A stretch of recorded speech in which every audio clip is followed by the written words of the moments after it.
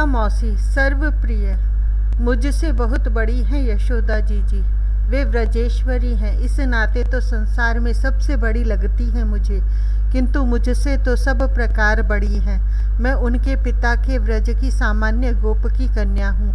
वय में इतनी छोटी हूँ कि उनके नीलमणि से कुल 13 वर्ष बड़ी हूँ, उनकी पुत्री के समान, किंतु अपने व्रजपति की वे पुत्री हैं, अतः उन्हें प्रारंभ से ही जीजी कहती हूँ। मुझ पर उनका इतना वात्सल्य है मानो मैं उनकी पुत्री ही हूँ।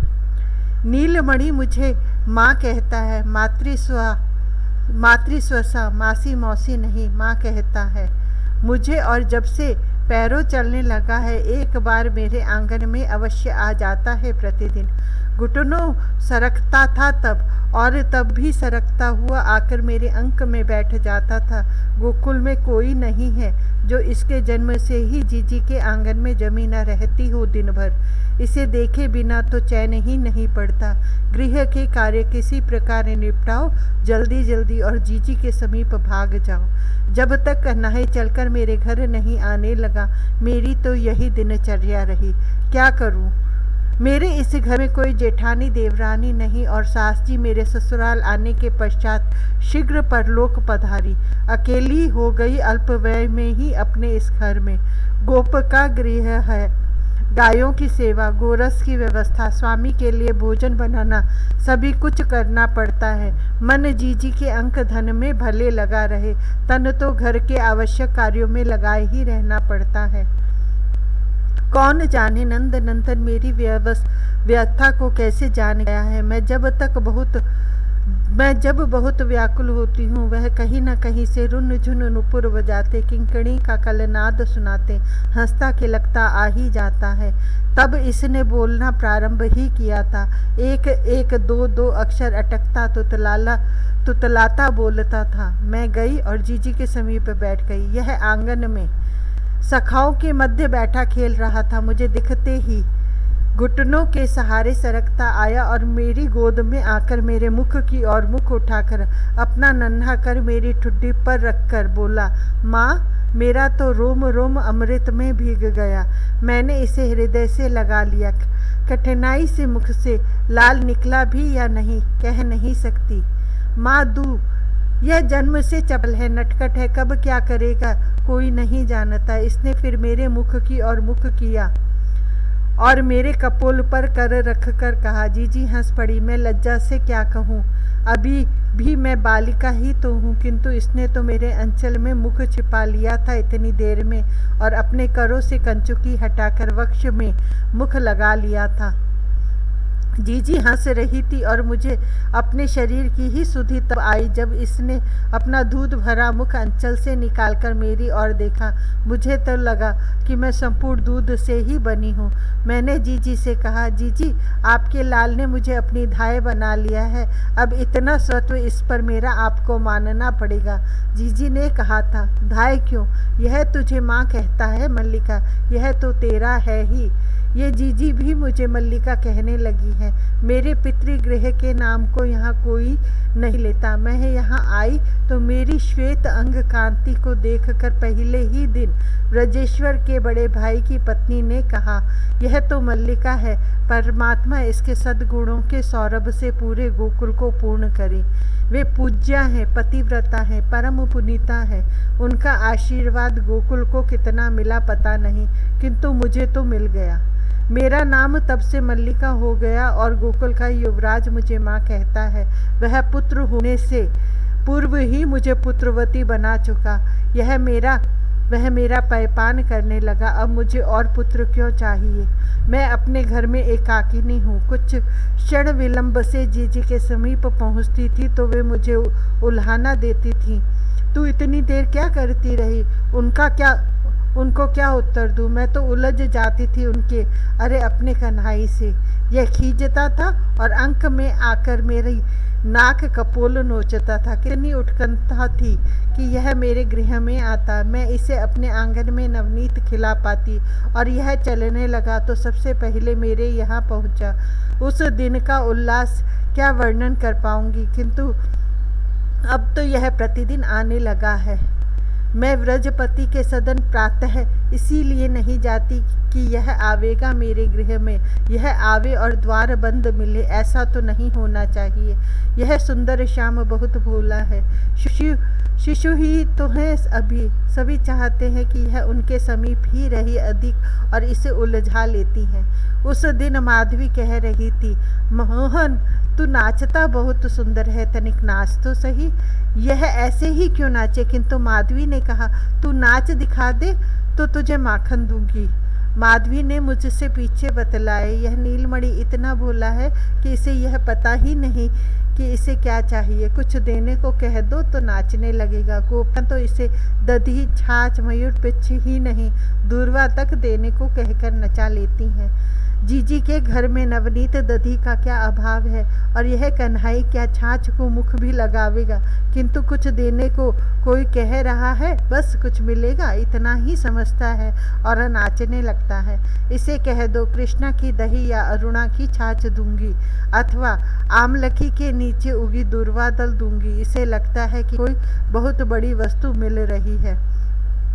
माधवी चुटकी बजाने लगी और कन्नू अपने नन्हे कर फेंकता ता थई थई ता थई नृत्य करने लगा।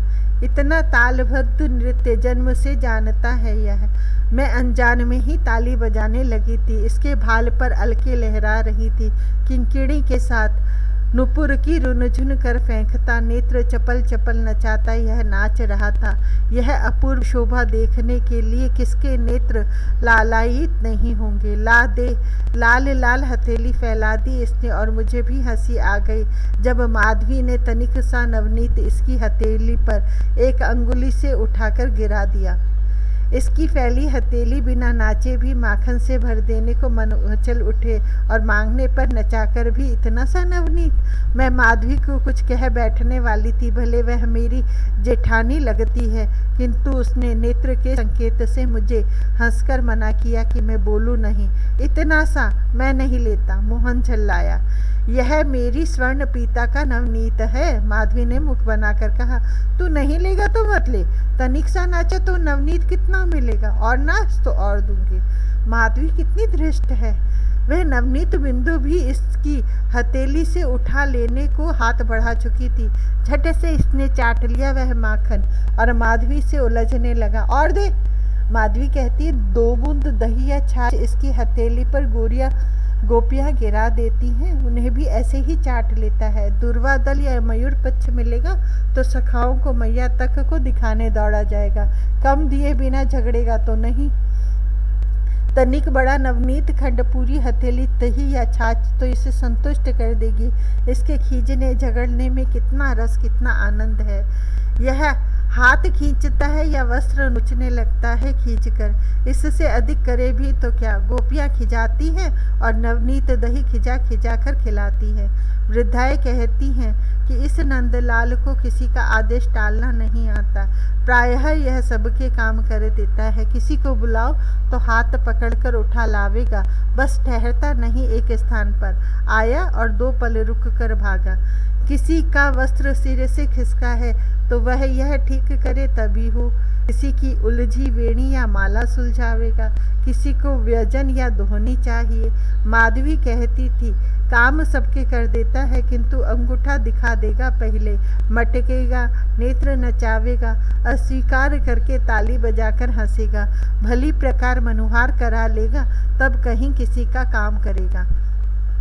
सब तो ऐसा ही कहती हैं, सबके सब काम करता है और सबके घर पहुंचा रहता है। मेरे मन में भी आ गई कि इसे कोई काम बताकर देखना है कि कैसे करता है, कैसे मनुहार कराता है, क्या मांगता है और ना देखने पर खींचता कितना है। मैं गोष्ठ में गोबर उठाने में लगी थी। सब गोबर समेट लिया था मैंने, टोकरी भरी और आ गया। मैंने कहा, नीलमणि मेरी टोकरी तो उठवा दे। तो अपने आप उठा। मैं क्यों उठवा दूँ? मैं नहीं उठवाता। यह मटकने लगा, अंगूठा दिखाने लगा, ताली बजाकर हंसने लगा। उठा अपने आप। कितना भोला है। यह समझता था कि मैं अकेली तो टोकरी उठा ही नहीं सकती। यह सुकुमार टोकरी उठवाने योग्य है। इसके नन्हे हाथ मेरी कट्टी तक भी तो नहीं पहुँचते, लेकिन यह कैसा मटकता है, कितना प्रसन्न हंसता है। मैंने मनुहार की, उठवा दे लाल, जितनी टोकरी उठवाएगा उतने लौंदे माखन दूंगी। उतने लौंदे माखन? सिर झुकाकर सोचने लगा। वहाँ और कोई नहीं था। इससे समझता होगा कि मैं किसी से सहायता नहीं पा सकती। तूने कितनी टोकरी उठवाई कैसे पता लगेगा? गंभीर होकर पूछा इसने। इतना समझता है कि स्वयं गिने नहीं सकता और मैं दूसरी गोपियों के समान इसे ठग ले सकती हूँ। मैं गिनती जाऊंगी। मैं और क्या कहती, तू बड़ी सच्ची है। भटकने लग गया। मैं इसे भित्ति पर एक टोकरी उठवाएगा तो गोबर की एक टिक्की लगा दूंगी। मैंने समझाया, पीछे एक एक टिक्की गिनकर नवनीत दूंगी। तू टिक्कियाँ ठीक नहीं गिने तो क्या पता कम टिक्की लगा देगी। फिर इसने आपत्ति की। अच्छा, मैं तेरे कपोल पर टिक्की लगाऊंगी। मैंने हंसकर कहा, मुझे अपनी ही यह योजना बहुत विचित्र लगी। एक टोकरी उठवाएगा तो एक टिक्की लगा दूंगी, पीछे एक नवनीत खंड देकर एक टिक्की मिटाती जाऊंगी। तू टोकरी उठवा और मुझे नवनीत दे। बहुत सरल ढंग सोचा इसने। मेरे हाथ देख। मैंने दोनों हाथ दिखाए। मैं गोबर भरूंगी इनसे। तू गोबर लगा नवनीत खाएगा। तू खा गोबर लगा नवनीत। झल्लाया ये। लाल, इसी से कहती हूँ कि टिक्की लगवा ले। टोकरी उठवाकर पीछे हाथ धोकर मैं नवनीत दूंगी। अच्छा, इस बार इसने स्वीकार कर लिया। मैं बैठकर टोकरी भरती रही। यह मुझसे सटकर खड़ा होकर टोकरी को हाथ लगाता था। टोकरी तो मुझे उठानी ही थी। इसके कोमल करों पर तनिक भी भार न पड़े, इसके लिए मैं सावधान थी। टोकरी लगाकर अनामिका से एक नन्ही बिंदी में गोबर की इसके कपोल अथवा भाल पर लगा देती थी। इसके भाल कपोल पर बढ़ती जा रही थी मेरी लगाई गोबर की बिंदियाँ। इसकी वह शोभा। मैं टोकरी कम भरती थी, भरने में देर लगाती थी। यह समीप रहेगा तब तक, जब तक मैं सब गोबर न उठा लूँ। तू आलसी है, भाग कर जा। यह हंसता था, कूदता खिलकता था और मैं इसके मुख पर गोबर की बिंदियाँ देख देख कर हंस रही थी। मुझे इसकी मनुहार करके इसे रोके रहना था। विधाता ने क्यों गोबर की राशि अनंत नहीं बनाई।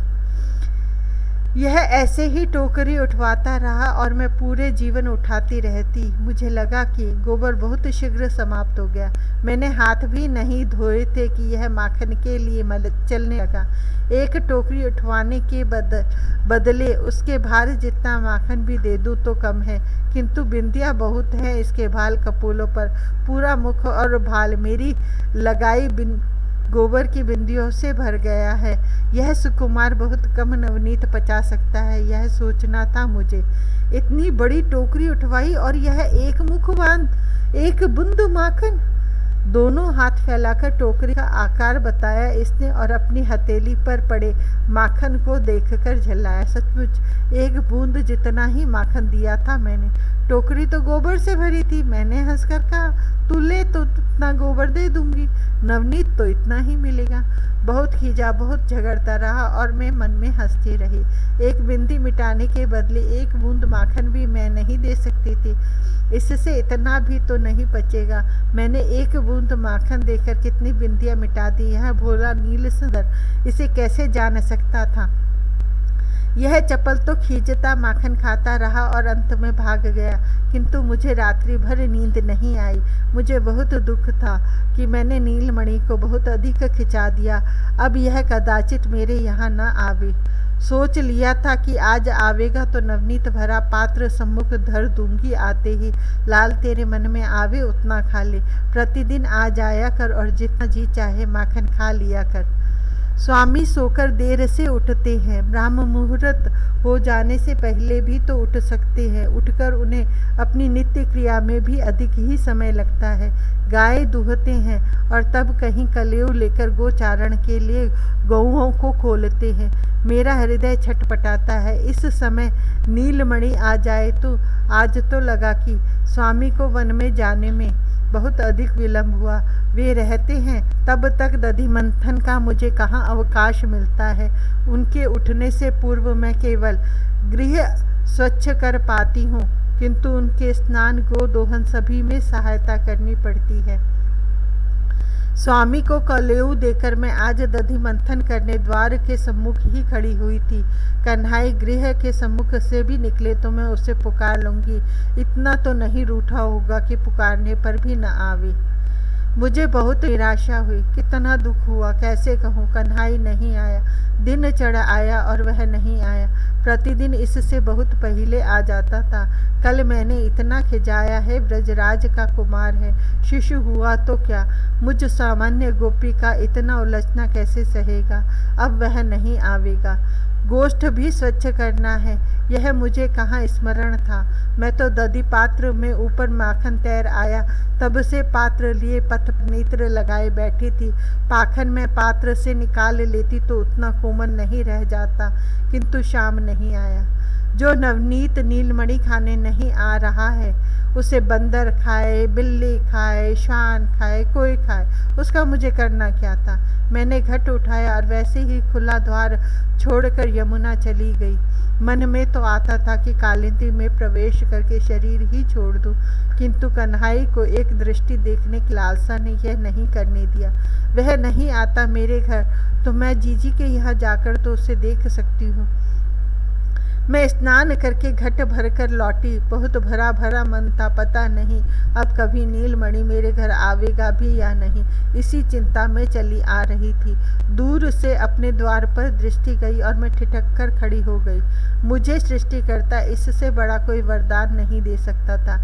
शाम मेरे घर आ गया था। वह द्वार की ओर पीठ करके दधि मंथन पात्र के समीप दोनों पैर फैलाए बैठा था। पीठ पर घुंघराली अलके फैली थी। एक पैर मोड़कर घुटनों के बल एक हाथ से पात्र पकड़कर उठा और पात्र में उझककर दाहिने कर से तनिक सा नवनीत निकालकर मुख में डाला इसने। तू यहाँ कैसे आ गया? मैं मंद मंद पदों से चलती समीप आ गई। पास पहुँचकर मैंने स्वर तनिक कड़ा किया। एक बछड़ा भाग आया है, बिना कुछ सोचे बोल पड़ा। मेरी और मुख तक घुमाकर इसने देखा नहीं, जैसे अब बाबा के बछड़ों की समस्त संभाल इसी को मिल गई है और इसका बछड़ा इस मटके में ही कहीं है। हंसी को रोकना और जल भर घट को संभाले रखना मेरे लिए कठिन हो गया। तू मटके में क्यों उचका है? मैंने पूछा। तेरा बछड़ा क्या इसमें कूदा है? ठहर, इसमें चींटी पड़ी है। अब अपना दाहिना हाथ मेरी ओर हिलाकर बोला, लेकिन तेरे मुख में कपोल पर माखन क्यों लगा है? मैं घूमकर सामने आ गई। खाज चलती थी और खुजाने को तो तू थी नहीं। अब सिर उठाया इसने। विशाल दृगों में जैसे उलाहना भरा हो। तो इतनी बड़ी तो है, अपने आप कुछ क्यों नहीं सोच लेती? मुझसे ही पूछती चली आ रही है। तेरे मटके में उचका हूँ तो इसमें गाय बैल बछड़ा बछड़ी ना सही चींटा चींटी कुछ तो होगा। मैं खुलकर हंस पड़ी और फिर पछताने लगी। मुझे कुछ देर तो मार्ग में खड़े रहना था। इतना तनिक सा माखन मुख में डाल रहा था यह मोहन, और मेरे हंसते ही सने उजले अधर सने हाथ भाग गया। मैं पुकारती रह गई और भाग गया चप्पल। कल कई भूले हो गई थी मुझसे। मटके में से माखन निकालने में कन्हाई को कठिनाई हो रही थी। आज मैंने माखन निकालकर रजत पात्र में मटके के समीप ही रख दिया और छिपकर बैठ गई। देखना था कि आज क्या करता है नीलमणि। आज आया, द्वार तो खुला ही था, भीतर चला आया। पात्र में माखन का लौंदा देखकर प्रसन्न हुआ। ताली बजाते बजाते रुका और घर में इधर उधर देखने लगा। मैं और दुबक गई। इससे लगा होगा कि मैं कल की भांति यमुना जल लेने गई हूँ। माखन के पात्र के समीप पैर आधे मोड़कर बैठ गया, द्वार की ओर मुख करके। इतना चतुर हो गया है कि मैं बाहर से आऊं तो देखने की सावधानी रख सके। तर्जनी अंगुष्ठ से जितना उठ पाता है उतना तनिक सा माखन उठाता है और मुख में डालता है। इसके माखन सने लाल अदर कुल 5-7 बार मुख में माखन देकर यह रुका क्यों? तू कब आ गया? ले माखन खा। यह तो किसी से बातें करने लगा है। कोई तो नहीं है वहाँ। अच्छा, स्तंभ में लगे मणि दर्पण में पड़ते अपने प्रतिबिंब से ही बातें कर रहा है। तू ले तो सही, मैं तुझे और दूंगा, रूठ मत। तू सब लेगा तो सब खिला दूंगा तुझे। बहुत मीठा माखन है। इसे लगता होगा कि इसका सखा तोक आकर इसके समीप बैठ गया है। तोक है भी तो इसके इतना सदृश कि भ्रम तो तोक की माता अतुला जीजी को भी हो जाता है। यह अपने उस छोटे भाई पर प्राण देता है अभी से। अब तोक को खिलाए बिना तो यह खाने से रहा। तू खा ले, तू कितना आग्रह है इसके स्वरों में। माखन मणि स्तंभ से लगा रहा है। मैं अब तुझे लिए बिना कहीं नहीं जाऊंगा, तू रूठ मत, माखन खा ले। मुझे हंसी आ गई इसके भोलेपन पर, और इसका भोलापन तो सीमातीत है। मैं हंसकर ओठ से निकली तो हाथ में माखन लिए ही उठकर मेरे समीप आ गया। कमल लोचन भर आए थे, चंद्रमुख उदास हो गया था। मुझसे कहने लगा, तोक तोक रूठ गया है, तू मना दे उसे, चल। मैं अपना हाथ से भूल गई इसके भरे भरे नेत्र देखकर। मैंने इसके कपोल सहलाकर पुचकार कर कहा, तोक कहाँ है लाल? अब मुड़कर इसने मटके के पास दिखा। वहाँ तोक हो तो दिखे, कितना मंजू हो आया था। कन्हाई का मुख संकुचित होकर लज्जित हो गया मेरा लाल, और फिर सहसा भाग खड़ा हुआ। मैं पुकारती रह गई, अरे आ, माखन तो खा जा, मैं तोक को भी बुला लाती हूँ। अब यह कहाँ मेरी सुनने वाला था। आज भी भूल मेरी ही थी। माखन का पात मुझे मणि स्तंभ के समीप तो नहीं रखना था। अभी नीलमणि शरीर और प्रतिबिंब का भेद कहाँ समझ पाता है। वह किसी अन्य की उपस्थिति समझकर प्रारंभ में ही भाग जा सकता था, डर सकता था। आज भी वह अत्यल्प नवनीत खाकर ही भाग गया। वह तो भाग गया, किंतु मैं कहाँ उसके पीछे भाग सकती हूँ। इस ग्राम की वधू न होती तो तभी भाग निकलती। अब तो जीजी के समीप जाकर ही उसका सुंदर मुख देखना है।